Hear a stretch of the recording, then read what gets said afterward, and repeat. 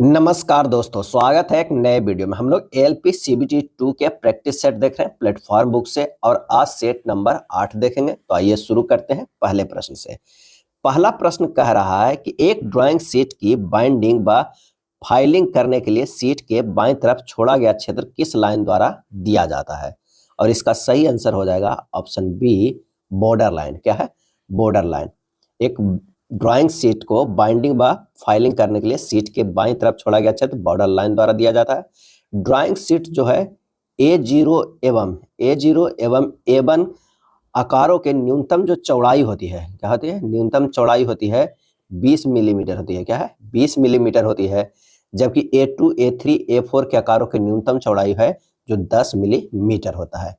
Drawing sheet पर एक स्पष्ट कार्यक्षेत्र प्राप्त करने के लिए ड्राइंग शीट के चारों ओर बॉर्डर रेखाएं जो है वो खींची जाती है। क्या है? बॉर्डर रेखाएं खींची जाती है। आंसर जो हो जाएगा वो बी हो जाएगा। क्या है? बी हो जाएगा। अगला प्रश्न है, तकनीकी ड्राइंग्स के लिए सामान्यतः किस तरह के कागज का प्रयोग किया जाता है। और इसका सही आंसर जो हो जाएगा ऑप्शन सी हो जाएगा, कार्टिज पेपर और ट्रेसिंग पेपर का प्रयोग किया जाता है। यह पेपर प्राय वजन के आधार पर मापा जाता है, जिसे ग्राम प्रति वर्ग मीटर, क्या है, जीएसएम लिखा हुआ देखते होंगे, ग्राम प्रति वर्ग मीटर के नाम से जाना जाता है। अगला है, ड्राइंग के मध्यम मोटी और पतली रेखाओं के अनुपात क्या होता है। मध्यम मोटी और पतली रेखाओं का अनुपात क्या होता है? इसका सही आंसर जो हो जाएगा वो हो जाएगा ए, 5.3 होता है। क्या? 5.3 होता है। केंद्र रेखा बनाने के लिए 6:1 से 4:1 के अनुपात में डैश बनाए जाते हैं। रेखा के आयाम की चौड़ाई को वे अक्षर से व्यक्त किया जाता है। और सेक्शन रेखा समानता क्षैतिज के जो है वो 45 डिग्री के झुकाव पर खींची जाती है।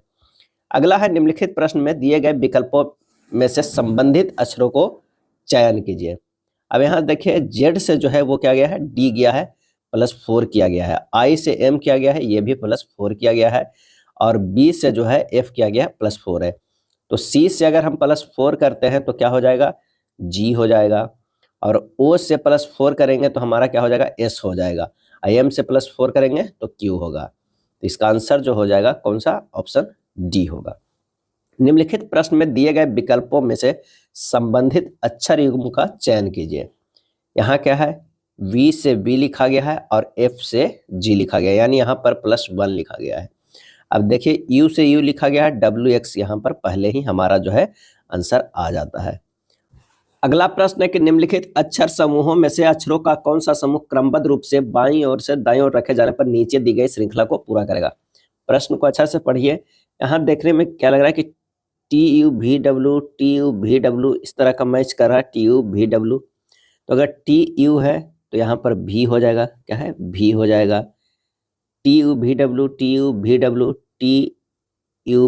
हो जाएगा, यहाँ भी TUVW, तो TUVW हो जाएगा। हमारा जो हो जाएगा VUW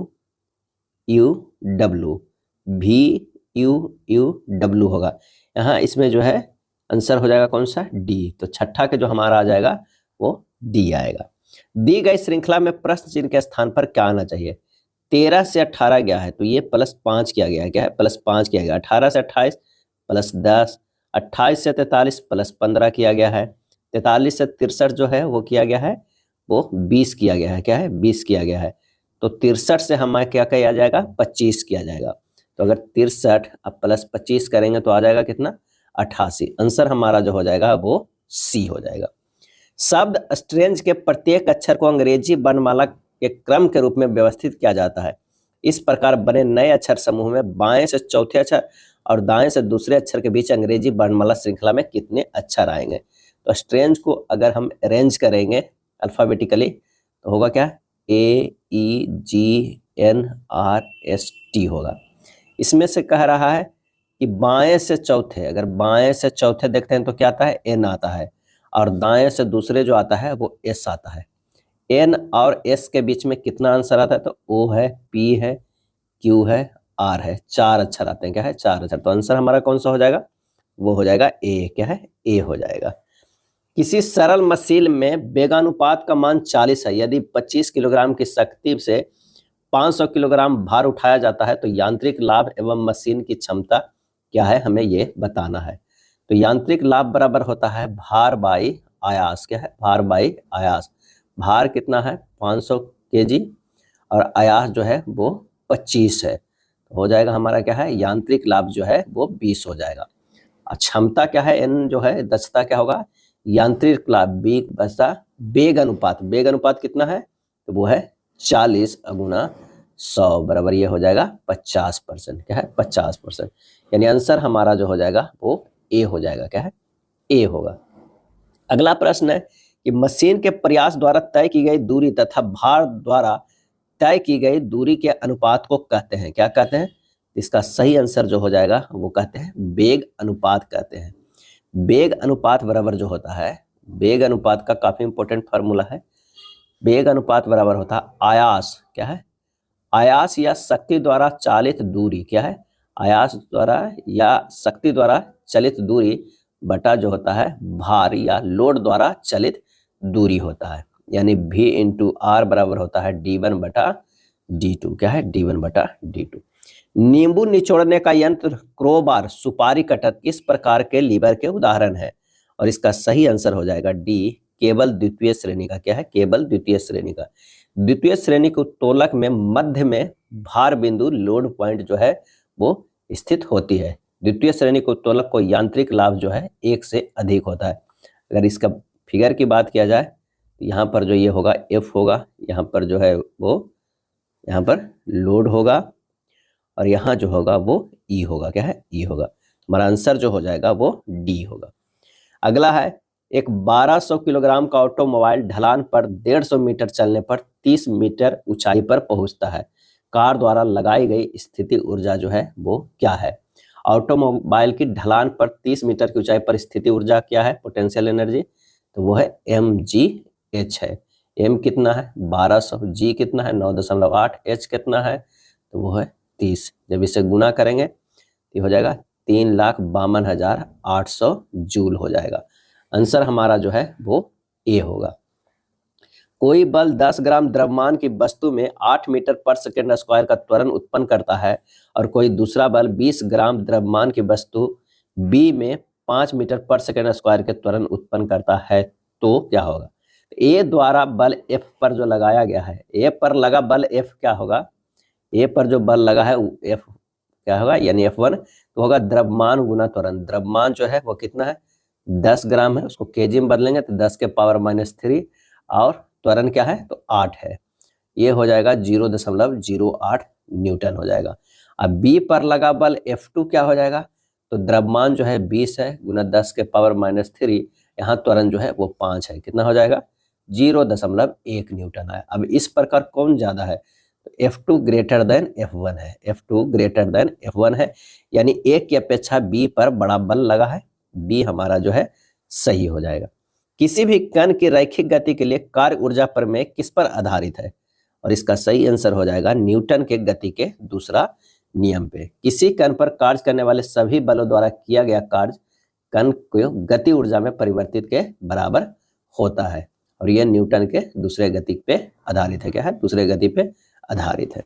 अगला है, निम्न में से कौन सा एसआई मात्रक यूनिट नहीं है, इसमें एसआई मात्रक नहीं है, इसका जो सही आंसर हो जाएगा वो हो जाएगा सी, न्यूटन। एसआई मात्रक जो है वो कितने हैं 7 हैं, कितने हैं 7 है, तो एक किलोग्राम का है, दूसरा मीटर का है, तीसरा सेकेंड का है, चौथा जो है एम्पियर है, पांचवा कैंडेला है, छठा जो है वो केल्विन है और सातवां जो है वो क्या है मोल है, क्या है मोल है। इसमें न्यूटन अलग है, आंसर हो जाएगा सी हो जाएगा। एक अर्धगोलाकार कटोरे का किनारा 88 सेंटीमीटर है, इसे भरा हुआ मानते हुए इससे कितने लोगों को अर्धगोलाकार गिलासों में परोसा जा सकता है यदि गिलास के शीर्ष का व्यास 7 सेंटीमीटर हो। यानी प्रश्न में जो कह रहा है कि 2πr दिया हुआ है, 2πr बराबर कितना दिया हुआ है 88 दिया हुआ है, इससे हमें निकाल 2 गुना 22/7 गुना r गुना r बराबर जो हो जाएगा कितना हो जाएगा 88 हो जाएगा, क्या है 88। यहाँ से r का मान निकल जाएगा कितना 14 सेंटीमीटर, या निकल गया 14 सेंटीमीटर। अब गिलासों की संख्या क्या होगा, गिलासों की संख्या जो होगा वो क्या होगा, तो कटोरे के आयतन क्या है, कटोरे के आयतन बटा गिलासों, कटोरे का आयतन बटा हो जाएगा गिलासों का आयतन, ग्लासों का आयतन। यहाँ पर हो जाएगा इसका कटोरे का आयतन 2/3 पाई जो है आर क्यूब। तो आर कितना है 14 गुना 14 गुना 14। अब बटा गिलासों का आयतन हो जाएगा ये 2/3 पाई, और ये इसका व्यास दिया हुआ है 7 है, यानी 7/2 गुना 7/2 गुना 7/2। जब इसे काट पीट करेंगे तो ये आ जाएगा 64। क्या है 64। आंसर जो हमारा हो जाएगा वो कौन सा, बी हो जाएगा। क्या है बी हो जाएगा। अगला है, एक व्यक्ति ने 6% वार्षिक दर से 1760 और 9% वार्षिक दर से 2240 जो है वो समान अवधि के लिए साधारण ब्याज पर उधार लिए। उससे ब्याज के रूप में कुल मिलाकर 1536 रुपये चुकाने पड़े। तो समय ज्ञात करना है। क्या है समय हमें ज्ञात करना है। तो आइए ज्ञात करते हैं। कह रहा है कि साधारण ब्याज एसआई बराबर क्या होता है, एसआई बराबर होता है PRT बटा 100।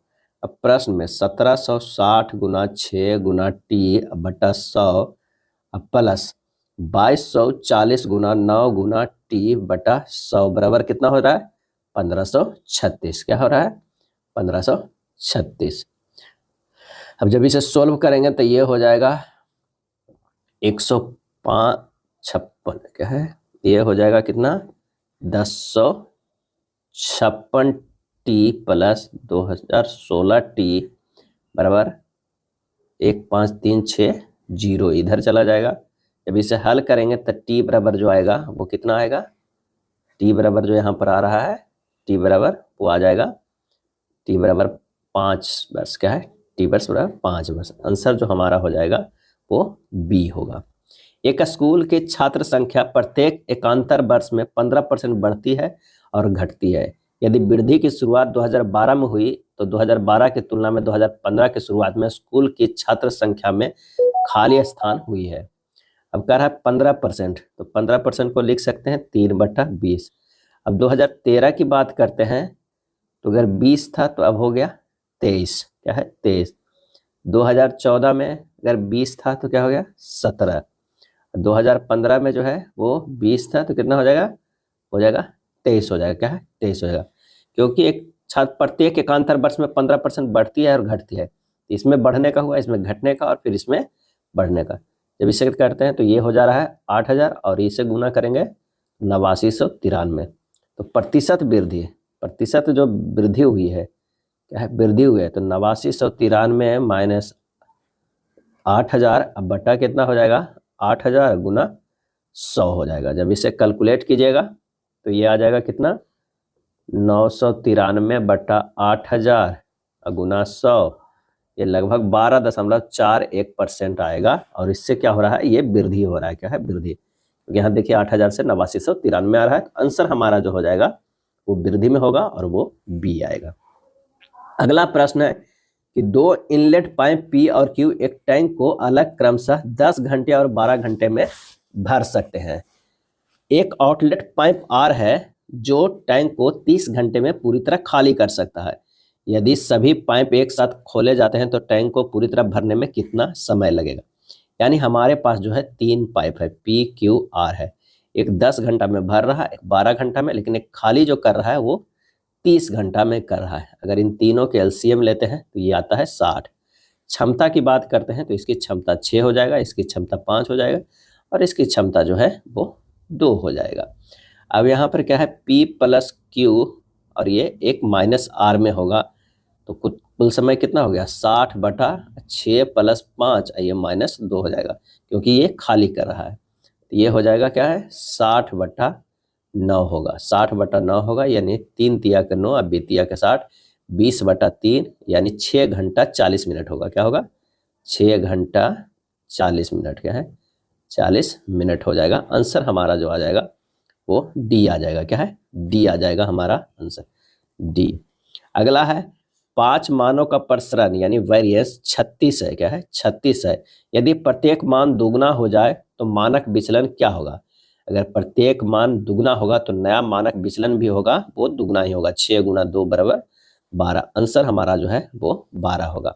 मानक विचलन क्या है, मानक विचलन बराबर फार्मूला होता है अंडर रूट प्रसरण। क्या है प्रसरण होता है। क्या है प्रसरण होता है। तो अंडर रूट जो होगा प्रसरण कितना है 36, तो ये आ जाएगा 6। तो मानक विचलन कितना आ गया 6 आ गया। कह रहा है कि कितना होगा, तो 6 गुना 2 12 हो जाएगा। आंसर हमारा बी होगा। निम्नलिखित में से ट्रिमित आरेखन शीट, ट्रिम्ड ड्राइंग शीट का मानक आकार कौन सा नहीं है, कौन सा नहीं है। इसका जो सही आंसर हो जाएगा वो बी है, 420 अब 596। 596 नहीं होता है, 500 जो है वो 94 होता है। यहाँ पर देख लीजिए A1 का जो होता है 841 गुना 1189 होता है। A0 का A1 का जो होता है 594 गुना 841 होता है। A2 का जो होता है वो होता है 420 गुना 594 होता है।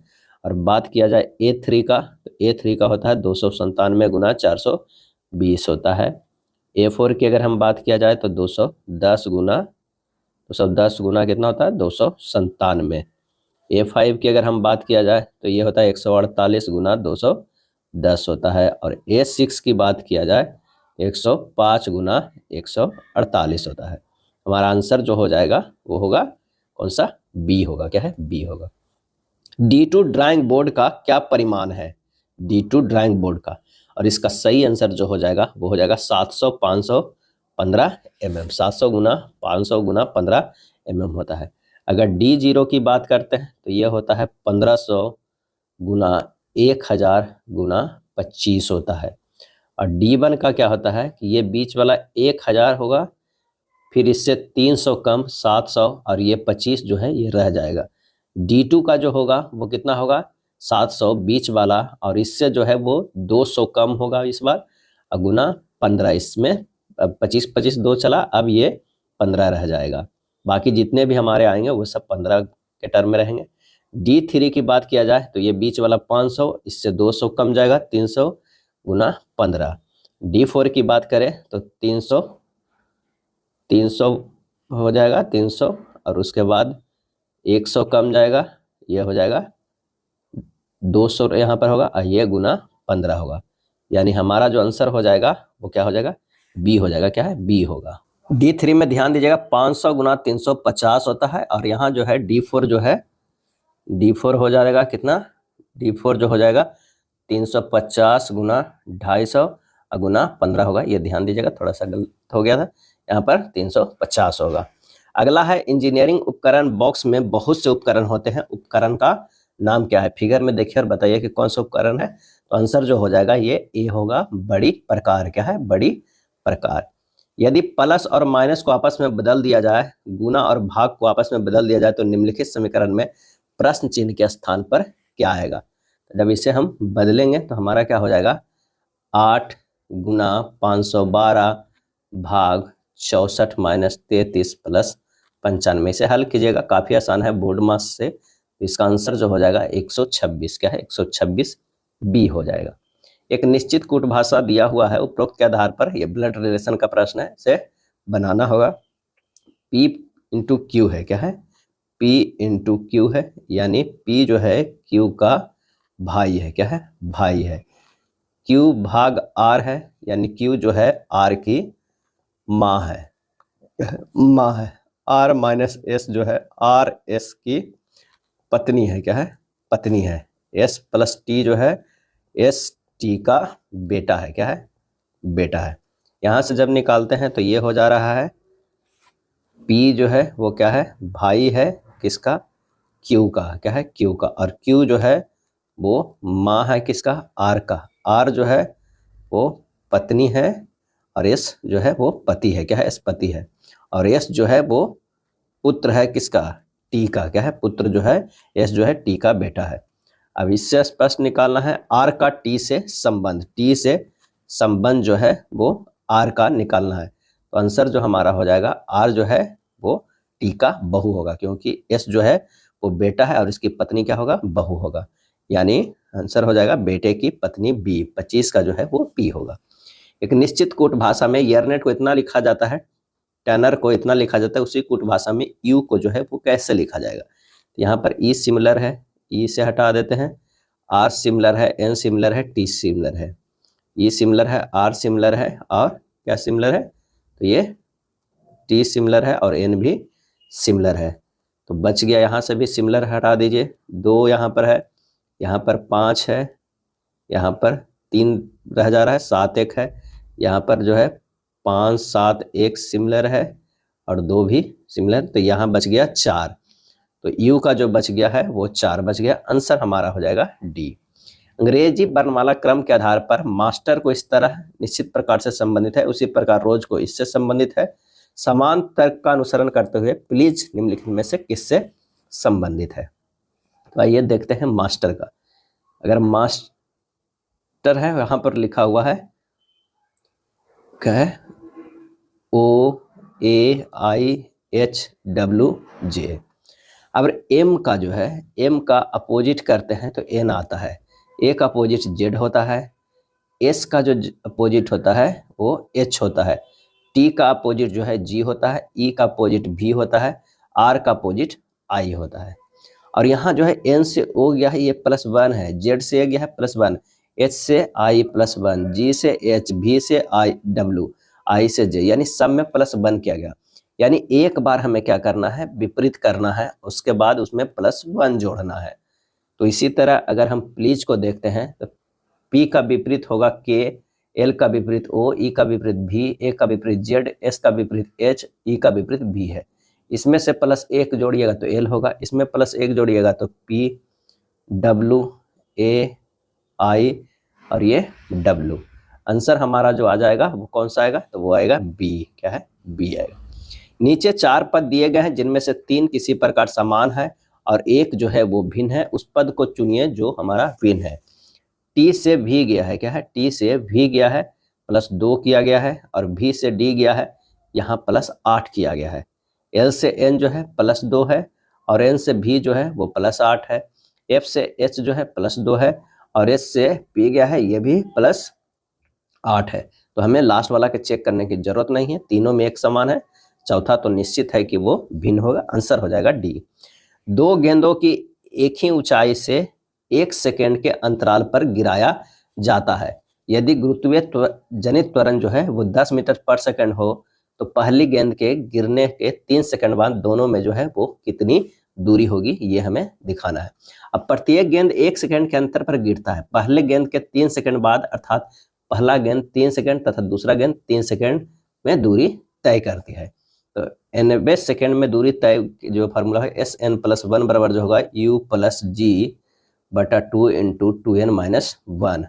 S4 बराबर जो होगा U+G/2 × 2n - 1। अब महत्तम ऊंचाई पर जो है U = 0 है। S4 बराबर जो हो जाएगा 10/2 × 2 × 10/2 × 2 × 4 - 1 हो जाएगा। S4 बराबर आ जाएगा कितना, U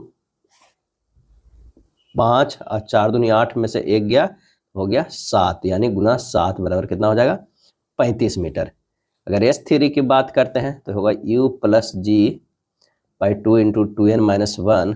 S3 बराबर होगा 0 + 10/2 × 2 × 3 - 1। S3 का मान आ जाएगा 25 मीटर। अब दोनों गेंदों के बीच की दूरी क्या हो जाएगा, तो S4 - S3 यानी 35 - 25 बराबर 10 मीटर। आंसर जो हमारा हो जाएगा वो सी हो जाएगा। क्या है, सी हो जाएगा। नेक्स्ट है, एक स्थिर गति वाली वस्तु क्या होगा, त्वरित हो सकती है। क्या है, त्वरित हो सकती है। जब कोई पिंड एक समान गति से वृत्ताकार पथ पर गति करता है तो त्वरण उत्पन्न होता है, क्योंकि पिंड का दिशा हर बार बदलती है। अगला प्रश्न है कि 30 किलोग्राम का एक बम विस्फोट होकर 2 टुकड़ों जिनका द्रव्यमान 18 किलोग्राम में टूट जाता है। 18 किलोग्राम द्रव्यमान वाले टुकड़े का वेग 6 मीटर पर सेकंड है और दूसरे टुकड़े का गति ऊर्जा क्या होगा। यहाँ पे संवेग संरक्षण का सिद्धांत लगा देंगे। m1v1 बराबर जो हो जाएगा m2v2, यानी 18 × 6 बराबर हो जाएगा 12 गुना क्या होगा, 12 गुना v होगा, क्योंकि एक 18 में टूटा 30 किलोग्राम का, तो एक दूसरा जो होगा वो 12 kg में टूटेगा।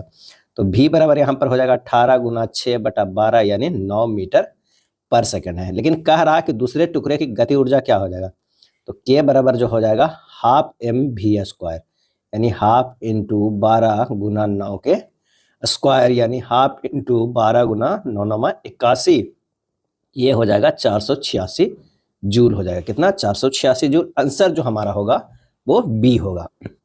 निम्न में से कौन संरक्षी बल है, क्या है, संरक्षी बल है, और इसका सही आंसर हो जाएगा सी, गुरुत्व बल। वह बल जिसके द्वारा किसी कण को एक बिंदु से दूसरे बिंदु तक ले जाने में किया गया कार्य पथ पर निर्भर नहीं करता है तो वह बल संरक्षी बल कहलाता है। गुरुत्वाकर्षण बल, नाभिकीय बल, वैद्युत चुंबकीय बल, ये सब जो है वो क्या है, संरक्षी बल है।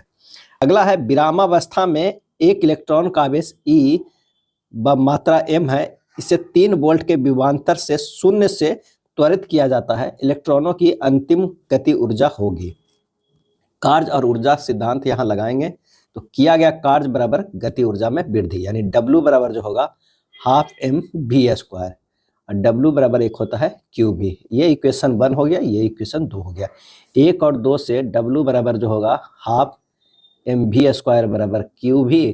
हाँ, जो दिया हुआ है Q और V का मान दिया हुआ, Q का जगह पर E है, जो देखिए आवेश E है, और V जो है वो 3 है, तो आंसर हो जाएगा 3E जूल हो जाएगा। क्या है, 3E जूल। आंसर जो है वो B हो जाएगा।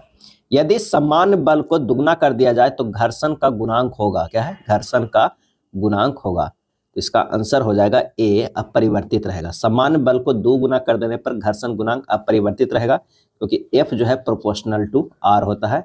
F बराबर म्यू आर, म्यू बराबर जो है F बाई आर होता है। क्या है, F बाई आर होता है। म्यू घर्षण गुणांक है, जो हमेशा घर्षण बल और अभिलंबता प्रतिक्रिया बल का अनुपात होता है, जो नियत रहता है। घर्षण गुणांक सतहों के पदार्थ व खुरदरेपन पर निर्भर करता है। क्या है, सतहों के पदार्थ क्या है और खुरदरेपन पर निर्भर करता है, न कि जो है उस पर कितना बल लगा रहा है उस पर। तो आंसर हमारा जो हो जाएगा ए होगा। यदि 10 ग्राम बर्फ को 10 डिग्री सेंटीग्रेड से 140 डिग्री सेंटीग्रेड तक जलवाष्प तक लाने में कितने उष्मा की आवश्यकता होगी? यदि बर्फ की गुप्त उष्मा 80 कैलोरी पर ग्राम तथा वाष्प की गुप्त उष्मा 540 कैलोरी पर ग्राम है। यहाँ 10 ग्राम बर्फ की करा है, तो जो परिवर्तन होगा वो किसमें होगा, -10 डिग्री सेंटीग्रेड है, क्योंकि वो बर्फ है। 10 ग्राम बर्फ जो है 10 डिग्री सेंटीग्रेड पर, यानी माइनस में है। वहां से ये 0 डिग्री सेंटीग्रेड तक आएगा, ये बर्फ है और यहाँ भी बर्फ रहेगा, लेकिन 0 डिग्री सेंटीग्रेड से 0 डिग्री सेंटीग्रेड तक आएगा और यहाँ पर ये जल बन जाएगा। जल जो है वो 100 डिग्री सेंटीग्रेड पर जो है वो जल रहता है, और 100 डिग्री सेंटीग्रेड पे ही वो जल वाष्प में बदलने लगता है। तो हमें प्रोसेस में इतना प्रोसेस करना होगा। यहाँ पर जो होगा वो Q1 आएगा, यहाँ पर Q2, यहाँ पर Q3 और यहाँ पर Q4 आएगा। Q1 का जो फार्मूला होगा वो ms डेल थीटा होगा। Q2 का जो फार्मूला होगा m जो होगा LF होगा, लेटेंट हीट होगा ऑफ किसका, आइस का। और Q3 का जो फार्मूला होगा ms डेल T होगा, क्योंकि यहाँ टेम्परेचर का डिफरेंस हो रहा है। और Q4 में जो होगा वो MLV होगा। क्या है, MLV होगा। LF बराबर बर्फ के गलन की गुप्त उष्मा, जो कि 80 कैलोरी पर ग्राम दिले है। LV जो है वाष्प की गुप्त उष्मा, जो 500 कैलोरी पर ग्राम दिया हुआ है। अब मान निकाल लीजिए, तो 10 गुना 0.5 गुना क्या हो जाएगा 10, ये हमारा Q1 हुआ। Q2 का जो हो जाएगा वो 10 गुना 80 हो जाएगा, और Q3 का जो हो जाएगा 10 गुना A गुना 100 हो जाएगा, प्लस Q4 का जो होगा 10 गुना 540 होगा। क्या है, 540 होगा, या 500 यहाँ पर दिया हुआ है, कितना 540 दिया हुआ है, तो 540 होगा। जब इसे कैलकुलेट करेंगे तो ये 50 प्लस 800 प्लस 1000 प्लस 5400, टोटल जो होगा 7250 कैलोरी होगा। क्या है, 7250 कैलोरी। यानी 10 डिग्री सेंटीग्रेड से 140 डिग्री सेंटीग्रेड जल वाष्प तक लाने में जो है 7250 कैलोरी खपत होगा। आंसर जो हमारा हो जाएगा कौन सा, बी होगा। क्या है, बी होगा। इसे काफी ध्यान रखेगा, ये जो 0 डिग्री से 0 डिग्री से देता है ये लोग ज्यादा करके छोड़ देते हैं, यहाँ से 100 डिग्री से ये 100 डिग्री, इस पर थोड़ा ध्यान दीजिएगा। यहाँ 4 जो होगा Q1 Q2 Q3 and Q4 होगा, और चारों को जो है उसमें जुड़ जाएगा। अगला है सरल करना है। क्या है, सरल करना है, तो काफी आसान है, इसे आप सरल कर लीजिएगा। इसका जो आंसर आएगा वो कितना आएगा, इसका आंसर आएगा 5/6। 5/6 यहाँ पर हो जाएगा कितना, 4 1 5, 5/4 आ जाएगा। जब ये ऊपर चला जाएगा तो ये 4 आ जाएगा, ये 5 हो जाएगा, 5 4 9 हो जाएगा, यानी 9/5 आएगा। जब ये ऊपर चला जाएगा तो ये 5 व 9 हो जाएगा, और 2 1 3, 3/2 है, यानी लास्ट में जो आएगा 3/2 गुना 5/9, यानी हो जाएगा 5 तिया 15/9 दूनी 18। क्या है, 15/18, यानी 5 तिया के 15 और 6 तिया के 18, 5/6 आंसर होगा डी। पी क्यू से 2 गुनी तेजी से कार्य करता है, क्यू अकेला किसी कार्य को 12 दिनों में पूरा कर सकता है। पी और क्यू को एक साथ मिलकर उस कार्य को पूरा करने में कितना समय लगेगा। अब कह रहा है पी और क्यू की क्षमता का अनुपात कितना होगा, 2:1 होगा।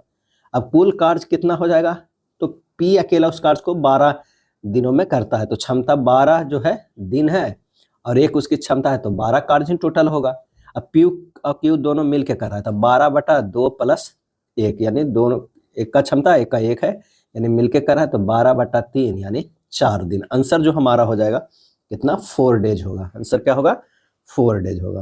अगला प्रश्न है, 2 कारों की गति का अनुपात है 10:11। यदि पहली कार 10 घंटों में 500 किलोमीटर की दूरी तय करती है तो दूसरी कार की गति क्या होगी। पहली कार की गति क्या होगी, कार की जो गति होगी वो होगी 500/10 यानी 50 किलोमीटर पर आवर, क्या है, पर आवर। तो दूसरी कार का क्या हो जाएगा, दूसरी कार का जो हो जाएगा वो 50/10 गुना 11 हो जाएगा, 55 किलोमीटर पर आवर। आंसर जो हमारा हो जाएगा वो बी होगा। निम्न दिए गए समीकरण को हल करना है। एक समीकरण दिया हुआ है उसे हल करना है। तो जब इसे हल करेंगे तो आइए, पहला स्टेप जो होगा वो होगा 48/35 - 30 - 31 माइनस इसका क्रिया होगा, तो ये 13 गुना 4 होगा, क्या है, 13 गुना जो है वो 4 होगा। अगर दूसरे स्टेप की बात करते हैं तो दूसरा स्टेप हो जाएगा ये 48/35 - 30 - 31 - 52, क्या है, 31 - 52। नेक्स्ट स्टेप की बात करें तो 48/35 - 30 - 31 + 52 हो जाएगा, 31 + 52 हो जाएगा। इस तरह जब सोल्व किया जाए आंसर जो आएगा -3 में आएगा, क्या है, -3 में आएगा। दो संख्याओं का महत्तम समवर्त और लघुत्तम समवर्त दिया हुआ है। यदि उन संख्याओं में से एक दूसरे की तुलना में 14 अधिक है तो छोटी संख्या ज्ञात करना है। माना कि पहली संख्या x है तो दूसरी संख्या क्या है, x/14 है। अब कह रहा है पहली संख्या गुना दूसरी संख्या बराबर जो होता है LCM गुना SCF होता है। यहाँ जब हल करेंगे तो x² + 14x बराबर जो है 120, x² + 14x - 120 = 0। क्वाड्रेटिक इक्वेशन में आ गया है, बस इसे अब तोड़ देना है। x² + 20x - 6x जो हो जाएगा 14x आ गया, और ये हो गया 120 = 0। x × x + 20, x कॉमन ले लेते हैं, x + 20, अब -6 कॉमन अगर हम ले लेते हैं, यहाँ पर अगर हम x कॉमन ले लेते हैं तो ये हो जाएगा x + 20, अब -6 कॉमन लेते हैं, x + 20 = 0 हो जाएगा। तो x + 20 × x - 6 = 0, x बराबर -20 और क्या हो जाएगा, 6 हो जाएगा, क्या है, -20 और 6। तो धनात्मक मान लेंगे तो यहाँ आंसर जो हमारा हो जाएगा वो C हो जाएगा, क्या है, C हो जाएगा। क्योंकि छोटी संख्या, सॉरी x का मान तो है 6 आया, तो छोटी संख्या कौन सा हो गया, 6 हो गया, और ये 20, अगर इससे 14 ज़्यादा रहता तो वो होता है 20। तो आंसर हमारा जो हो जाएगा 6 होगा, क्या है, 6। मिनी ड्राफ्टर निम्न में से किस उपकरण के अतिरिक्त बाकी सभी उद्देश्यों को पूर्ति करता है बजाय। इसका सही आंसर हो जाएगा मापनी का करता है, प्रोटेक्टर को करता है, सेट स्क्वायर को करता है, लेकिन कंपास का नहीं करता है, उसमें कंपास का सुविधा नहीं रहता। आंसर जो हमारा हो जाएगा वो डी हो जाएगा, क्या है, क्या होगा, डी होगा। चूड़ी के ऊपरी भाग का नाम है, चूड़ी का ऊपरी भाग को क्या कहते हैं, क्रेस्ट कहते हैं, क्या है, क्रेस्ट कहते हैं। आंसर जो हो जाएगा वो सी हो जाएगा। यह फ्लैंकों को जोड़ने वाली फ्लैट सतह होता है। चूड़ियों के ग्रूव की सबसे निचली सतह जो है वो रूट कहलाते हैं, क्या है, रूट कहलाते हैं। टर्न मशीनिंग का प्रतीक है, क्या है, तो जहां पर इस तरह का चिन्ह हो और टी उसमें लिखा हो तो वो हो गया, क्या हो गया, टर्न मशीनिंग, क्या है, टर्न मशीनिंग हो गया। और जहां पर जो है जी दिया हुआ है वहां पर ग्राइंडिंग मशीन है, क्या है, ग्राइंडिंग मशीन है। डी दिया हुआ है तो ड्रिलिंग मशीनिंग है, क्या है, ड्रिलिंग मशीनिंग है। और ये जो इस तरह का सिंपल है तो ये ओवरऑल मशीनिंग है, क्या है, ओवरऑल मशीनिंग है। नेक्स्ट है, यदि गुना और भाग को आपस में बदल दिया जाए तो निम्नलिखित समीकरण के स्थान पर क्या आएगा। तो जब इसे बदल देंगे तो ये हो जाएगा 101 + 38 - 78 भाग 3 गुना 9 होगा। सोल्व करेंगे 101 + 38 - 26 गुना 9, 101 + 38 - 200 क्या है 101 प्लस 38 माइनस 234 क्या है 234, 139 माइनस 234 ये होगा -95। आंसर होगा डी। नीचे दी गई आकृति में कितने त्रिभुज हैं, कितने त्रिभुज हैं इसे काउंट कीजिएगा। तो ये 1 हो जाएगा, 2 होगा, 3 होगा, 4 होगा, 5 होगा, ये जो होगा 6 होगा, ये जो है वो 7 होगा, कितना होगा 7 होगा, और एक और त्रिभुज जो है वो सबसे बड़ा वाला 8 होगा। आंसर हमारा जो है वो ए हो जाएगा, क्या है ए होगा। निम्नलिखित जानकारी को ध्यानपूर्वक पढ़े और नीचे दिए गए प्रश्न का उत्तर दे। 6 लड़के हैं जो एक पंक्तियों में और 6 लड़कियां जो है वो दूसरी पंक्तियों में इस प्रकार खड़े हैं कि प्रत्येक लड़की एक लड़के की ओर मुंह किए हुए, जरूरी नहीं कि इसी क्रम में हो। आई उस लड़की के ठीक दाईं ओर खड़ी है। अब सबसे पहले हमें क्या है, एक लड़का और एक लड़की का जो है वो कर देना। इस तरफ इसका मुंह रहेगा, इसका इस तरफ मुंह रहेगा। ये जो है वो लड़की का है और ये जो है वो लड़का का है। 7 है तो 2 3 4 5 कितने हैं, प्रश्न उत्तर देंगे 6 लड़के हैं, कितना 6 लड़के हैं, यहाँ पर 6 हो गए, 2 3 4 5 और ये 6 है। आइए एक एक कर प्रश्नानुसार इसे फिल करते हैं। आई उस लड़की के ठीक दाईं ओर खड़ी है, जो दाईं छोर पर खड़े लड़के बाई की ओर मुंह किए खड़े हैं। यानी यहाँ पर अगर मान लिया कि आई होगा तो यहाँ पर जो होगा वो बाई होगा, क्या है बाई होगा। बाई ओर जो है बाई की ओर मुंह किए खड़े। केवल भी एक्स और बाई के बीच में खड़ा है, केवल भी जो है एक्स और बाई के बीच में खड़ा है। तो ये हो जाएगा भी और ये एक्स बाई के बीच में खड़ा है। जेड यू के ठीक बाई ओर और डब्ल्यू के ठीक दाईं ओर खड़ा है। जेड जो है वो क्या है, जेड जो है यू के ठीक बगल बाईं ओर और डब्ल्यू के ठीक दाईं ओर, यानी यहाँ पर होगा डब्ल्यू और यहाँ पर जो होगा वो यू। के यू की ओर मुंह किए हुए हैं, के जो है वो क्या है यू की ओर मुंह किए हुए हैं, यहाँ पर जो हो जाएगा वो के हो जाए। और जे के ठीक बाईं ओर खड़ी है, जे के ठीक बाईं ओर खड़ी हुई है। एन एल के बाईं ओर तीसरे स्थान पे है, एन जो है एल के बाईं ओर तीसरे स्थान पे, तो 1 2 3 यहाँ पर एन हो जाएगा, तीसरे स्थान पर खड़ी है। तो अब बच गया एल और एम बच गया, क्या है एल और एम बच गया। निम्नलिखित में से जे की ओर मुंह किए हुए हैं, जे की ओर जो मुंह किए हुए कौन है, वो है जेड। आंसर हमारा जो हो जाएगा वो ए होगा। दिए गए विकल्पों में से असंगत को चुनना है। असंगत इसमें से 100 199 188 122, आंसर हो जाएगा 199, क्योंकि 100 122 और 188 सभी भाज्य है, जबकि 199 एक अभाज्य संख्या है। कथन एवं निष्कर्ष का प्रश्न है, कोई पहाड़ जो है रेगिस्तान नहीं है। अगर मान लिया कि ये पहाड़ है तो ये जो हो जाएगा रेगिस्तान, क्या है रेगिस्तान। कुछ रेगिस्तान जो है वो क्या है रेतीले स्थान है, कुछ रेगिस्तान जो है वो रेतीले स्थान है, रेतीले स्थान है। कुछ रेतीले स्थान पहाड़ नहीं है, यानी ये वाला भी पहाड़ नहीं है।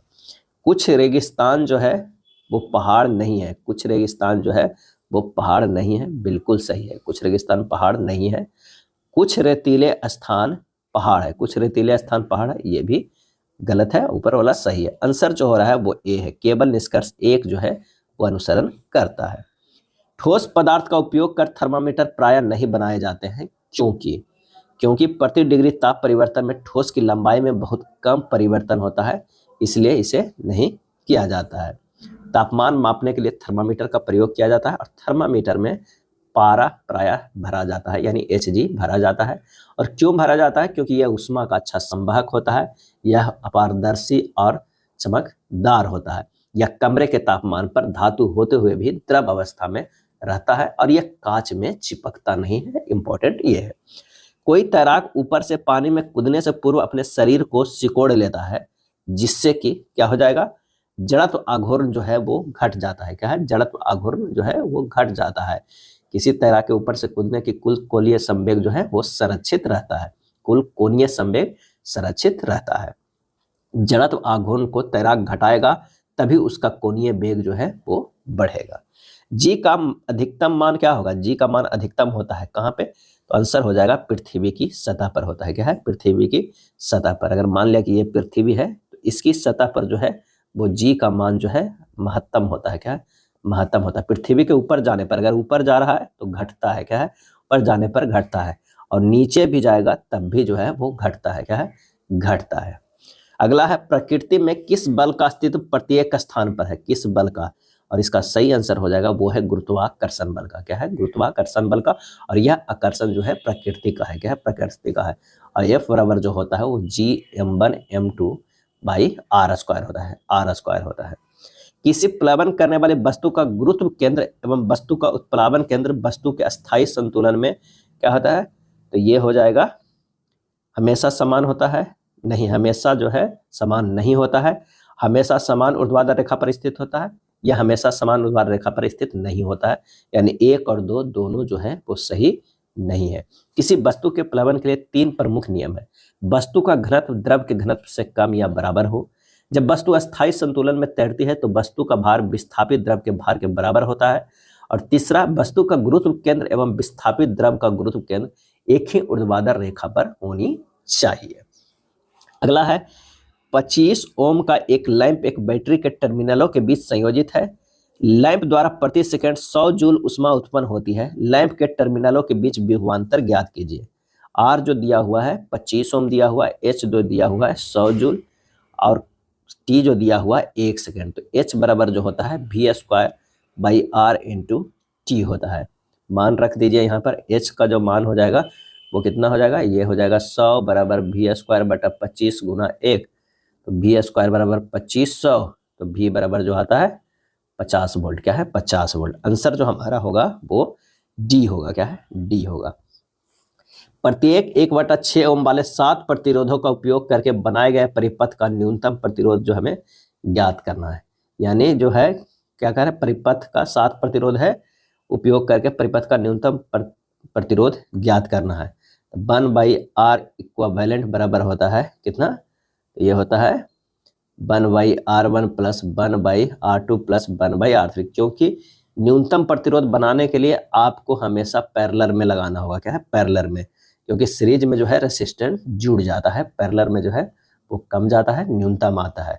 तो इस तरह हमें कितना 7 लगाना है। तो यहाँ पर हो जाएगा 1/1/6 प्लस 1/1/6 प्लस 1/1/6, इस तरह जो है वो 7 बार हमें करना है। क्या है, 7 बार करना है। जब इसे आर इक्विवेलेंट करेंगे तो नीचे 6 जो हो जाएगा पर चला, ये 7 हो जाएगा। आर इक्विवेलेंट बराबर 6/7 आएगा। क्या है, 6/7। आंसर जो हमारा होगा वो डी होगा। पाल्सन आमतौर पर 8:15 बजे अपने घर से निकलता है और समय पर कार्यालय पहुंचने के लिए एक निश्चित गति से यात्रा करता है। एक दिन उसने अपनी समान गति से 3/5 पर यात्रा की और इसलिए 45 मिनट देर से पहुंचा। पाल्सन को आमतौर पर अपने कार्यालय तक पहुंचने में कितना समय जो है वो लगता है। पाल्सन की नई चाल बराबर जो होगा सामान्य चाल का 3/5 और लिया गया समय बराबर सामान्य समय का 5/3। क्या है, 5/3। अब प्रश्न से आते हैं कि सामान्य समय का 5/3 माइनस 1 बराबर कितना है, 45 मिनट है। तो सामान्य समय का 2/3 जो होगा वो 45 मिनट। क्या है, 45 मिनट हो जाएगा। कीजिएगा 2/3 आ जाएगा। तो सामान्य समय बराबर क्या होगा, सामान्य समय बराबर जो हो जाएगा 45 गुना 3/2 मिनट हो जाएगा। 45 गुना 3/2 मिनट होगा। अगर इसे घंटे में हम लोग बदलेंगे तो ये हमारा जो हो जाएगा वो कितना हो जाएगा, क्या हो जाएगा, 45 गुना 3/2 गुना 6 हो जाएगा। क्या है, 2 गुना 6 हो जाएगा। यहाँ पर कर लेते हैं 45 गुना 3/2 गुना 6 60 हो जाएगा। ये घंटे में हो गया। ये हो गया 9/8 घंटे, यानी 1.1/8 घंटे। आंसर जो हो जाएगा वो डी हो जाएगा। क्यों ऐसा हुआ, क्योंकि पाल्सन की जो नई चाल है, क्या है, नई चाल है, उस सामान्य चाल का 3/5 हो गया है और लिया गया समय जो हो गया है, क्या है, लिया गया समय हो गया था कौन, सामान्य समय का कितना, 5/3। क्या है, 5/3। तो आंसर जो आया 1.1/8 घंटा आया है। अगला है एक धनराशि जो है वो 10% वार्षिक ब्याज दर पर 3 वर्षों में 6655 हो जाती है। वही धनराशि पहले से दुगनी ब्याज दर पर 2.5 वर्षों में x हो जाती है। यदि दोनों ही स्थितियों में ब्याज वार्षिक रूप से चक्रवृद्धि किया जाता है तो x का मान जो है वो कितना होगा।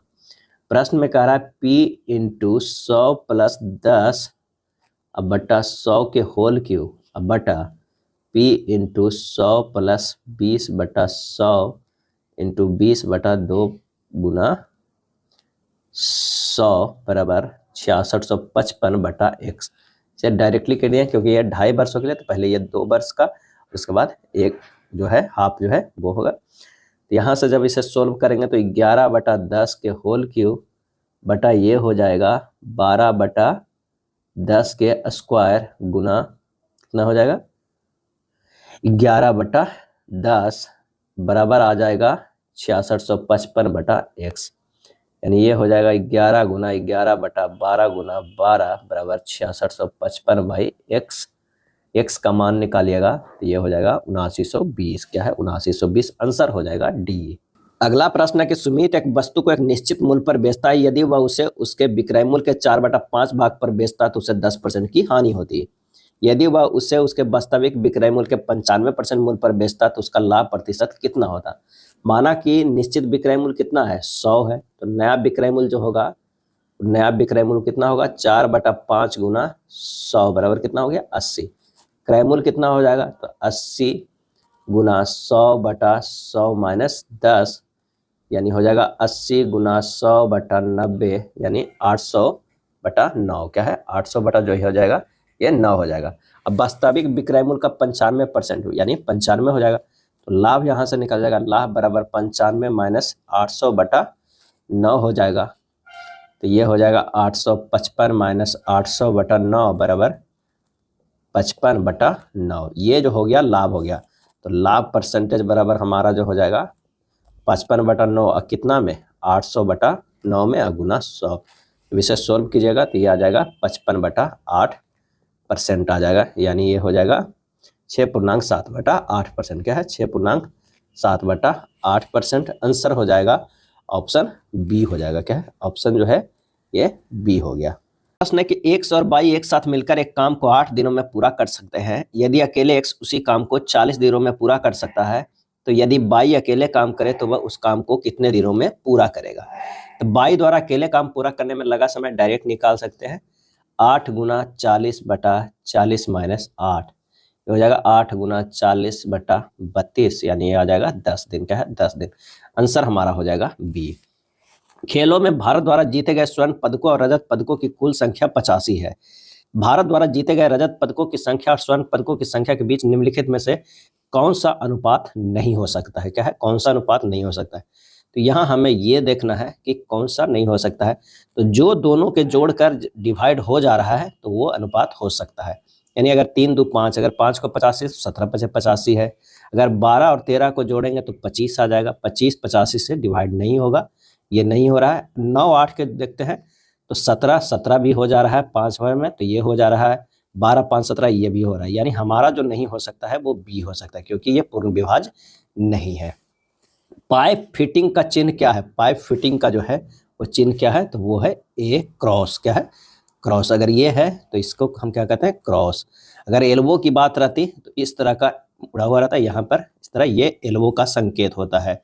और एक होता है कैप। क्या है कैप। इसका जो है संकेत इस तरह का होता है कैप का, और ये जो है वो क्रॉस का है। एक संदर्भ रेखा पर खड़ी लंब रेखा कहलाती है, और इसका सही आंसर होगा ऊर्ध्वाधर रेखा। क्या है ऊर्ध्वाधर रेखा कहलाती है। इसका उदाहरण प्लम्ब बॉब की रस्सी है। पृथ्वी के क्षैतिज के समानांतर रेखाएं क्षैतिज रेखाएं जो है वो कहलाती है। ये जो है ये क्या है ऊर्ध्वाधर रेखा है। क्या है ये ऊर्ध्वाधर रेखा है जो 90 डिग्री पर है। ये क्षैतिज रेखा है, और ये सब जो है वो झुकी रेखा है। मोटे सिरों वाली पतली चेन रेखाओं का प्रयोग किया जाता है, और इसका सही आंसर जो हो जाएगा ये कटिंग प्लेन के लिए। क्या है कटिंग प्लेन के लिए किया जाता है। चलिए 64 नंबर प्रश्न पे आते हैं। कथन एवं निष्कर्ष का है। कुछ ए बी है। क्या है कुछ ए जो है वो बी है। क्या है बी है। उसके बाद कह रहा है कि कुछ बी जो है वो के है। कुछ बी जो है वो के है, और सभी के जो है वो जे है। सभी के जो है यहाँ पर जे हो जाएगा। निष्कर्ष में देखते हैं कुछ बी जो है वो जे है, कुछ बी जो जे है सही है, कुछ ए जो है वो जे है, कुछ ए जो जे है वो नहीं है। आंसर हमारा हो जाएगा बी। केवल निष्कर्ष एक अनुसरण करता है। ए एफ का बेटा है। ए जो है वो क्या है एफ का बेटा है। क्या है एफ का बेटा है और उसकी शादी बी से हुई है। इसकी शादी जो है वो किससे हुई है? बी से हुई है। जिसका भाई सी है, इसका जो है भाई है वो सी है। क्या है? भाई जो है वो सी है, यानी साला जो है वो सी है। डी सी की पत्नी है। ये जो डी है ये पत्नी है, यानी ये दोनों पति पत्नी है। और ई की बेटी है। डी सी की पत्नी है और ई की बेटी है, यानी डी जो है वो क्या है? ई की बेटी है। ये हो जाएगा बेटी। ई का विवाह एफ से हुआ है। ई का विवाह किससे हुआ है? ई के विवाह एफ से हुआ है, यानी ये एफ से हुआ है। तो ए का ई से क्या संबंध है? ए का जो है वो ई से क्या है? ई से क्या संबंध है? हमें ये संबंध देखना है। तो ये पति पत्नी, ये बेटा है, तो ये भी जो होगा वो बेटा ही होगा। आंसर हमारा जो होगा वो डी होगा। पत्ता गोभी भोजन सब्जियां। तो सबसे पहले भोजन के अंदर ही सब्जियां आता है और सब्जियों के अंदर जो है वो पत्ता गोभी आएगा। तो आंसर हमारा जो हो जाएगा ए होगा, यानी डी सही होगा। कंप्यूटर साक्षरता वांछनीय है। तर्क, हाँ, चूंकि अधिकांश कार्य कुशलतापूर्वक किया जाता है। नहीं, कंप्यूटर बाधा है। आंसर होगा केवल तर्क एक पुष्ट है कि अगर अधिकांश कार्य कुशलतापूर्वक किया जाता है तो यानी कंप्यूटर साक्षरता जो है वो वांछनीय है। आंसर जो हमारा होगा वो डी होगा। अगला है शब्द वर्जन में ऐसे कितने अक्षर युग्म हैं आगे और पीछे दोनों दिशाओं में कि जिनके बीच शब्द में उतने ही अक्षर है जितने उनके बीच अंग्रेजी वर्णमाला के क्रम में है। तो यहां से देखते हैं कि भी क्यू आर एस, यानी भी से एक तो एस मिल जा रहा है। एक और अगर देखते हैं आर से एस भी मिल रहा है। तीसरा देखते हैं कि एक मिल रहा है आर से n o p q r, यानी एन से आर भी मिल रहा है। एक एन से ओ भी मिल रहा है और एक और मिल रहा है ओ पी क्यू आर मिल रहा है। क्या है? ओ पी क्यू आर मिल रहा है, यानी यहाँ से भी एक और मिल रहा है, यानी 3 2 5 मिल रहे हैं। आंसर जो हमारा हो जाएगा डी हो जाएगा। मान लीजिए कि एक तार का प्रतिरोध 10 ओम है। यदि उसी पदार्थ और समान लंबाई का एक अन्य तार है जिसके अनुप्रस्थ काट का क्षेत्रफल पहले वाले तार से दुगुना है तो दूसरे तार का प्रतिरोध क्या होगा? तो R बराबर जो फार्मूला होता है ρl बाई ए होता है, जो कि दिया हुआ है 10 ओम। अब नया प्रतिरोध R1 जो होगा वो ρl1 बाई A1 होगा, यानी ρl ए की जगह पर जो है वो 2A है। तो अगला जो होगा R/2 यानी 10/2 यानी 5 ओम। कितना हो? 5 ओम। आंसर होगा डी। क्या है? डी होगा। नेक्स्ट प्रश्न है कि 10 ओम प्रतिरोध वाले एक चालक की कुंडली में -2 वोल्ट का प्रेरित विद्युत वाहक बल होने पर कुंडली में प्रेरित धारा जो है वो कितनी होगी? आर अगर यहाँ पर दिया हुआ है 10 ओम और ईएमएफ दिया हुआ है कितना? -2 वोल्ट। तो आई बराबर जो होगा V/R होगा, -2/10 होगा, यानी -0.2 एम्पियर। -0.2 एम्पियर आंसर जो होगा वो सी होगा। फ्लेमिंग के दाएं हाथ के नियम के संदर्भ में अंगूठा किसे इंगित करता है? तो अंगूठा जो है वो मोशन को करता है। क्या है? मोशन को करता है, यानी चालक की गति को करता है। और फर्स्ट जो फिंगर है वो मैग्नेटिक फील्ड का और बीच वाला यानी सेकंड जो है वो करंट का करता है। तो आंसर हमारा जो हो जाएगा सी हो जाएगा। फ्लेमिंग के दाएं हाथ के नियम के अनुसार दाएं हाथ की मध्यमा, तर्जनी व अंगूठा तीनों एक दूसरे के लंबता हो और तर्जनी चुंबकीय क्षेत्र की दिशा को, अंगूठा चालक की गति की दिशा को व्यक्त करे तो मध्यमा जो है प्रेरित धारा की दिशा को व्यक्त करती है। ये जो है फ्लेमिंग के दाएं हाथ का नियम है। दिक् परिवर्तक कम्यूटेटर का उपयोग खाली स्थान की कुंडली में धारा की दिशा बदलने के लिए किया जाता है। तो ये डीसी मोटर में और डीसी जनरेटर दोनों में किया जाता है कम्यूटेटर का प्रयोग। कार्बन मोनोऑक्साइड एक वायु प्रदूषक क्यों है? क्यों है? क्योंकि यह रक्त के ऑक्सीजन ले जाने की क्षमता को कम कर देता है, कार्बन मोनोऑक्साइड। और कार्बन मोनोऑक्साइड एक विषैली गैस है, दमघोटू गैस भी कहते हैं, मीठी स्वाद वाली गैस है ये। यदि एक हीटर 1 मिनट 20 सेकंड में 60 किलो जूल ऊष्मा उत्पन्न करती है तो उसकी शक्ति ज्ञात करना है। तो P बराबर जो होता है विद्युत ऊर्जा। क्या है? विद्युत ऊर्जा बटा कुल समय। क्या है? कुल समय। तो विद्युत ऊर्जा 60 किलो जूल करता है, कुल समय 1 मिनट 20 सेकंड, यानी 60 प्लस 20 सेकंड। तो किलो जूल है उसको जूल में बदलते हैं, तो के को हटा के 10 के पावर 3 से गुना कर देते हैं। ये हो जाएगा 60 गुना 10 के पावर 3 बटा 80 हो जाएगा, यानी 750 वाट हो जाएगा। क्या है? 750 वाट। आंसर होगा सी होगा। अपने पहले ही प्रयास में मंगल की कक्षा में पहुंचने वाला पहला एशियाई देश कौन था? और इसका सही आंसर हो जाएगा वो था भारत। और ये कब पहुंचा था?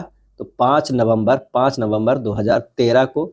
और प्रक्षेपित जो मैंने पहुंचा नहीं था, प्रक्षेपित किया गया था।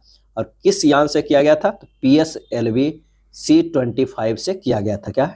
C-25 से किया गया था। ये कई बार प्रश्न में पूछा जाता है। निम्नलिखित लाइन ग्राफ 2001 से 2006 तक 6 साल की अवधि में परीक्षा में उत्तीर्ण होने वाले उम्मीदवारों की संख्या का प्रतिशत दर्शाता है। यदि 2003 और 2005 में परीक्षा में कुल उम्मीदवारों की संख्या जो है इतना है, तो उन वर्षों में उत्तीर्ण उम्मीदवारों की कुल संख्या क्या थी, हमें बताना है। तो दिए गए डाटा जो है वो पर्याप्त नहीं है, क्योंकि उन 2 वर्षों में उत्तीर्ण उम्मीदवारों की संख्या निकालने के लिए उन दोनों वर्षों के उम्मीदवारों की संख्या होनी चाहिए, जो नहीं दिया हुआ है। यानी आंसर जो हमारा हो जाएगा डी, अपर्याप्त जानकारी।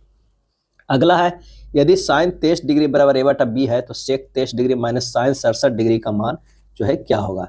यानी साइन 23 डिग्री बराबर है a/b है। क्या है? b है। तो यहाँ अगर एक फिगर से देखते हैं, ये 23 डिग्री है, ये a है और ये b है, ये हो जाएगा b² माइनस a² हो जाएगा।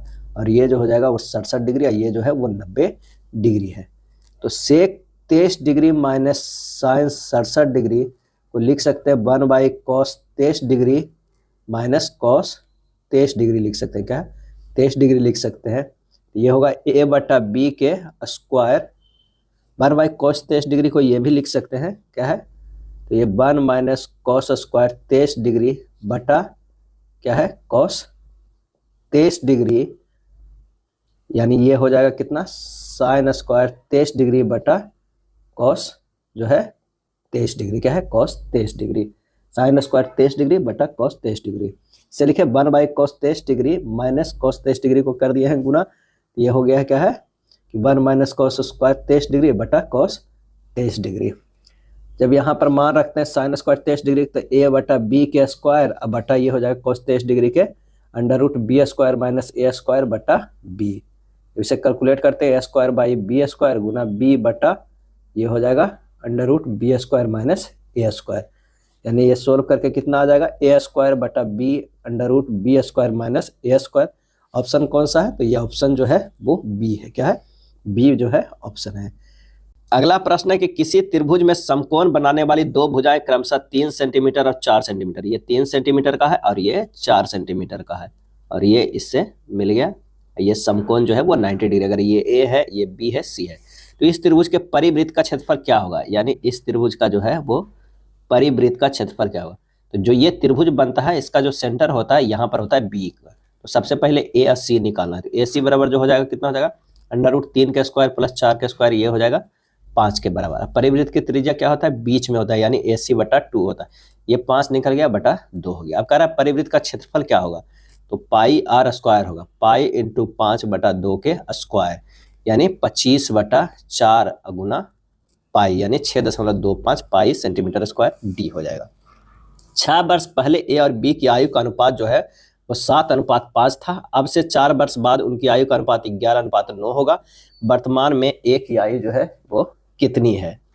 तो माना कि 6 वर्ष पहले ए की आयु कितनी है? 7x था, और बी की आयु कितना है? 5x था। तो ए की वर्तमान आयु कितना हो गया? तो 7x प्लस 6 है, और बी की वर्तमान आयु जो है 5x प्लस 6 है। अब प्रश्न में कह रहा है 7x प्लस 6 प्लस 4 अब बटा 5x प्लस 6 प्लस 4 बराबर कितना है? 11/9 है। बस इसे सोल्व कीजिएगा तो x का जो मान आएगा वो 5/2 वर्ष आएगा। क्या है? 5/2 वर्ष। अब ए की वर्तमान आयु कितना हो गया? तो 7x प्लस 6, यानी 7 गुना 5/2 गुना 2 प्लस 6 हो जाएगा। विशेष सोल्व कीजिएगा तो 23.5 वर्ष आ जाएगा। आंसर जो होगा वो बी आएगा। अगला प्रश्न है कि यदि x अनुपात y बराबर 4:5 है, y अनुपात z बराबर 5:7 है, z अनुपात w बराबर 7:9 है, तो x w इनमें से किसके बराबर है? x w किसके बराबर है? तो x अनुपात w बराबर होगा, क्या होगा? x बटा y गुना y बटा z गुना z बटा w, क्योंकि ये सब कट जाएगा। ये होगा 4/5 गुना 5/7 गुना 7/9 आ जाएगा कितना? 4/9। आंसर जो हमारा होगा सी होगा। नीचे चित्ररेखा का प्रकार की पहचान कीजिए। सही आंसर हो जाएगा ये समानांतर रेखा है। क्या है? समानांतर रेखा है। यह सीधी समानांतर तथा वक्राकार समानांतर रेखा है। आंसर होगा सी, सेंटर लाइन को दर्शाने के लिए किस लाइन का प्रयोग किया जाता है? तो ये हो जाएगा इसे, क्या है, 20।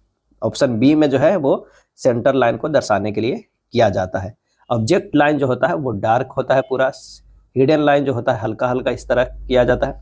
सेंटर लाइन जो है एक बड़ा, एक छोटा, बड़ा, छोटा, बड़ा, छोटा इस तरह के किया जाता है।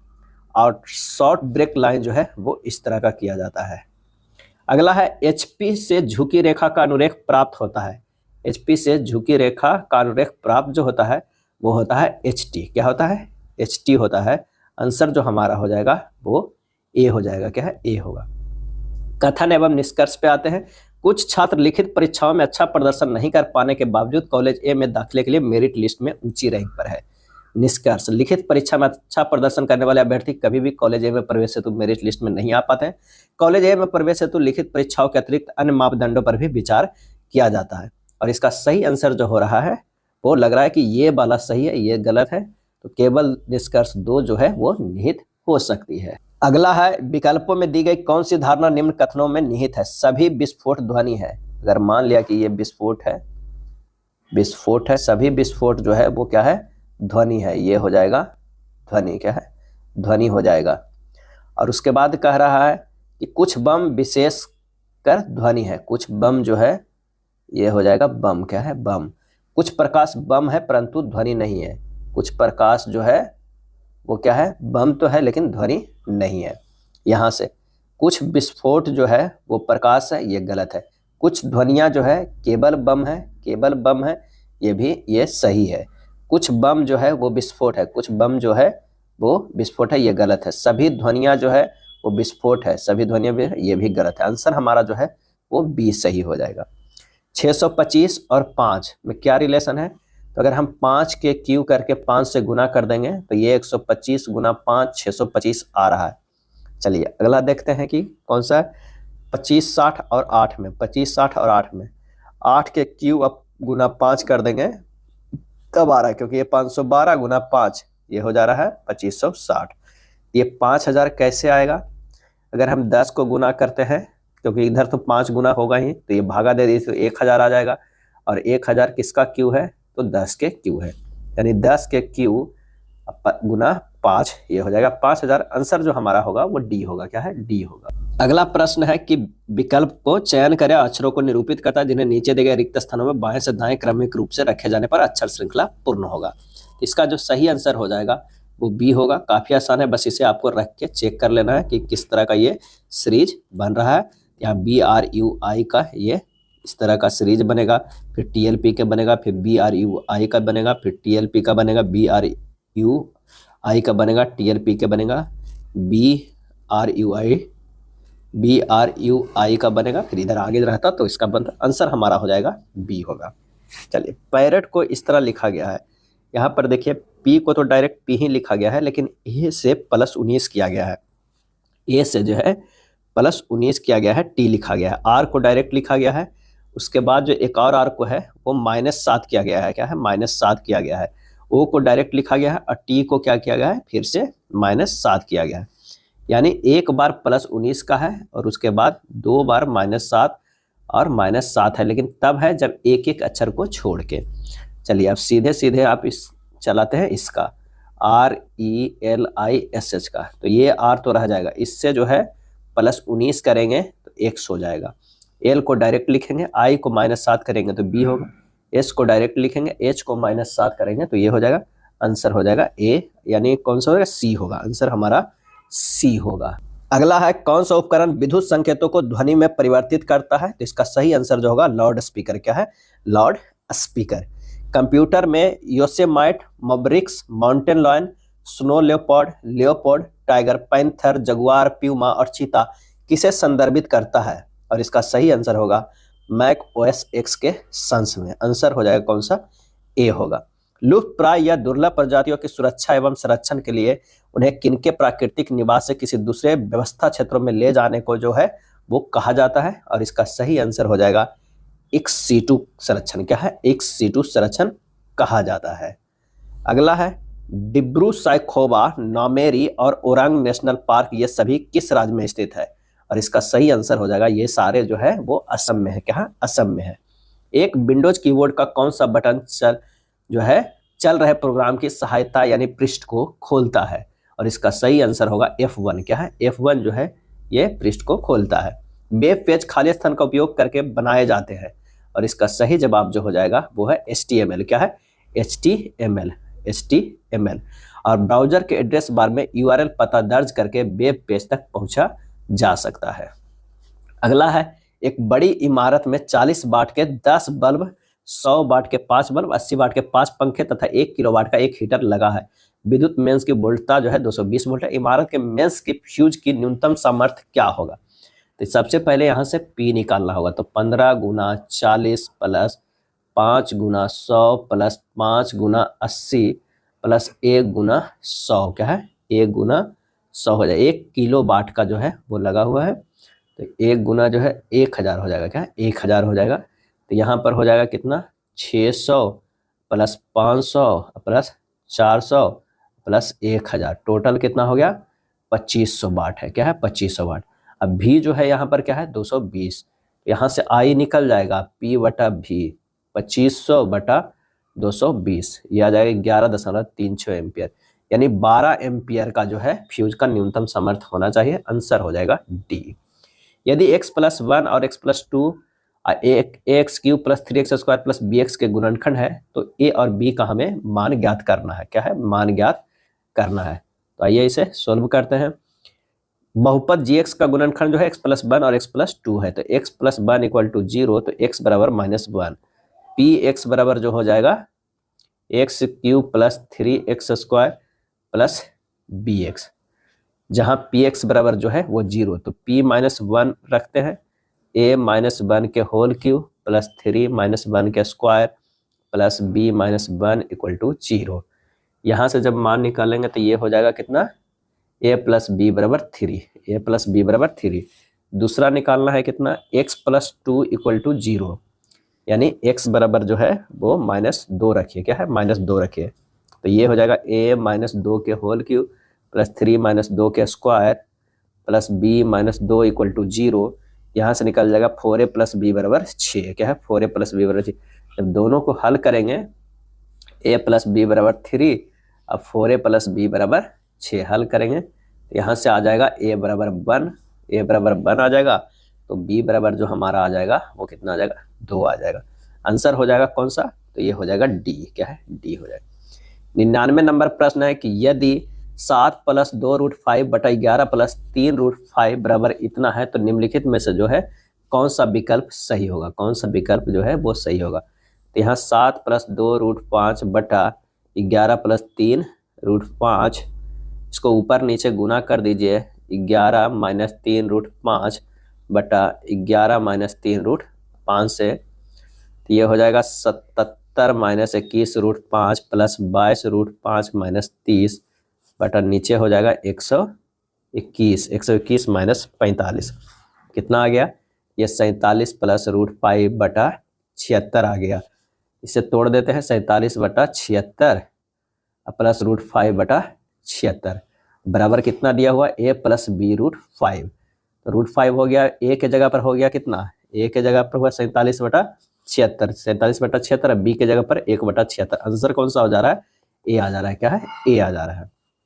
अगला है 98 नंबर प्रश्न की, एक धनराशि 10% वार्षिक चक्रवृद्धि ब्याज की दर से 2 वर्ष में प्राप्त ब्याज 630 है। समान राशि पर समान दर से 3 वर्ष का साधारण ब्याज क्या होगा? अब 10 वर्ष के चक्रवृद्धि ब्याज 2 वर्ष का क्या होगा? तो 10 + 10 + 10 गुना 10 बटा 100 कर दीजिए, ये हो जाएगा 21%। क्या है? 21% आ जाएगा। और 10% वार्षिक साधारण ब्याज की दर से 3 वर्ष का साधारण ब्याज क्या होगा? 3 गुना 10 बराबर 30%। अब 21% बराबर दिया हुआ है 630 है, 1% बराबर कितना हो जाएगा? 30 हो जाएगा। क्या है? 30 हो जाएगा। तो 30% बराबर कितना हो जाएगा? 30 गुना 30 यानी 900। क्या है? 900।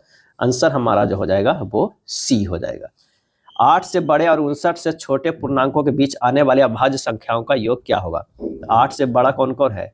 11 है, 13 है, 17 है, 19 है, 23 है, 29 है, 31 है, 37 है, 41 है, 43 है, 47 है और 53 है। तो इस सबको अगर योग करेंगे तो 364 के बराबर आ जाएगा। आंसर जो हो जाएगा वो डी हो जाएगा। क्या है? डी होगा। इतना में सबसे बड़ी संख्या ज्ञात करना है, सबसे बड़ी संख्या। तो इसका जो मान हो जाएगा वो -1.5 हो जाएगा, इसका 1.5 हो जाएगा। 11/4 को हम लिख सकते 2.75, इसका लिख सकते हैं 2.5। सबसे बड़ा जो है 11/4 है। आंसर जो हमारा होगा वो बी होगा। यह था प्रैक्टिस सेट नंबर 8। अगर वीडियो अच्छा लगा तो लाइक एंड शेयर कर दीजिएगा। धन्यवाद।